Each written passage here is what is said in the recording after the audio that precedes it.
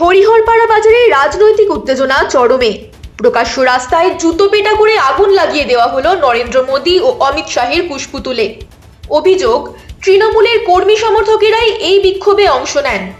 বাজার চত্বরে মুহূর্তের মধ্যেই জমে যায় ভিড়, স্লোগানে মুখর হয়ে ওঠে এলাকা। আর এই ঘটনাকে ঘিরে নতুন করে উত্তাপ ছড়ায় জেলার রাজনীতিতে।